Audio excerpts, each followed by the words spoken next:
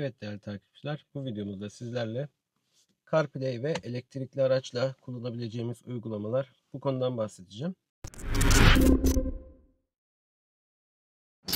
Biliyorsunuz ki CarPlay telefonunuzdaki uygulamaları, destekleyen uygulamaları ekranınıza, aracınızın ekranına yansıtan bir arayüz. Yani aslında program yansıtma özelliği. Bu Apple telefonlarda da var.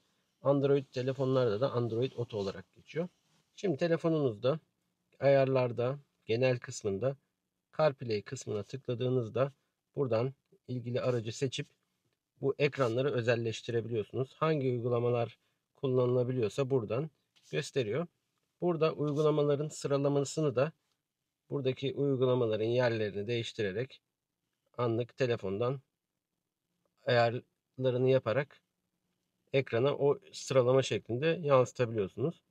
Ben en çok kullandığım harita uygulamalarını en başa aldım. Bunlar Apple haritalar, Google haritalar ve Yandex. Sonra telefon. Bir sonraki de YouTube müzik. Şimdi en çok kullandığımız şarj noktalarını gösteren uygulama olan Lixium'dan bahsedeceğim. Bir de işte Zes, WhatsApp Business gibi uygulamalarında CarPlay desteği bulunuyor. Şimdi telefonla olan kısmını buradan anlattım. Ekrana gelelim. Biliyorsunuz ki birçok şarj operatörü var ve özellikle yerleşik bulunduğumuz yerlerdeki şarj istasyonlarını bilsek de özellikle şehirler arası gibi yollarda şarj noktalarını bulmakta zorluk çekebiliyoruz bazen. Bu konuda da bize yardımcı olan bazı programlar var. Bunları daha önce de bahsetmiştim. Kanalda yaklaşık 40 bine yakın izlenme aldı. Lixium uygulaması yerli girişim. Biz de yerli girişim olduğu için özellikle destekliyoruz. Ülkemizde şarj noktalarını bulma konusunda gayet güzel bir uygulama. Uygulamaya tabii ki telefonunuzdan da girebiliyorsunuz. Telefonumuzdan uygulamaya girdiğimizde bizi bir arayüz karşılıyor. Buradan işte çevremizdeki bulunan istasyonları rahat bir şekilde görebiliyoruz. Buradan güç seçeneklerine göre AC, DC veya işte istediğimiz güç aralığına göre seçebiliyoruz. Hatta fiyatlarına göre bile seçebiliyoruz. Burada hangi istasyonun fiyatı ne kadar onları da gösteriyor. Çok güzel ve faydalı bir uygulama. Bunu CarPlay ile de kullanabiliyoruz artık. Lixium uygulaması telefonunuzda yüklü olduğu zaman CarPlay bağlantınızı yaptığınızda buraya çıkıyor. Tıkladığımızda yine bulunduğumuz noktaya getiriyor bizi. Yaklaştığımızda işte nerelerde hangi istasyonlar var.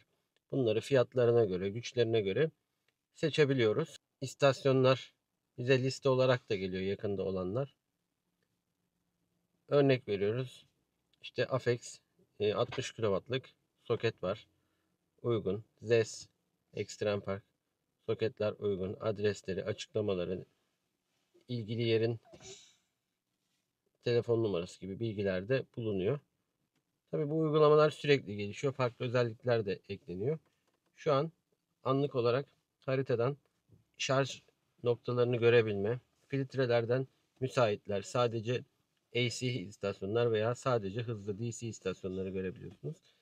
Liste şeklinde görebiliyorsunuz ve istasyon fiyatlarını da buradan CarPlay ile görebiliyorsunuz. İşte hangi istasyonun fiyatı ne kadar buradan bu şekilde bakabilirsiniz.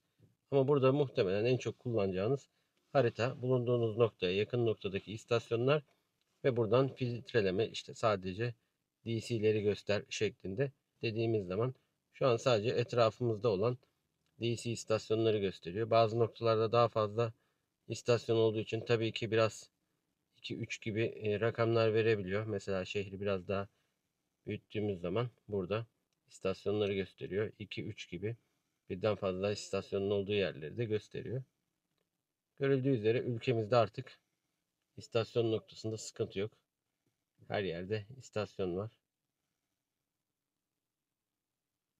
Bu şekilde istasyonları da aracınızın ekranından CarPlay yardımıyla Lixium uygulaması içerisinde görebilirsiniz. Konuyla ilgili sorularınız varsa videonun altına yazabilirsiniz. Videoyu beğendiyseniz beğenmeyi, kanala da abone olmayı unutmazsanız sevinirim. Herkese iyi yolculuklar.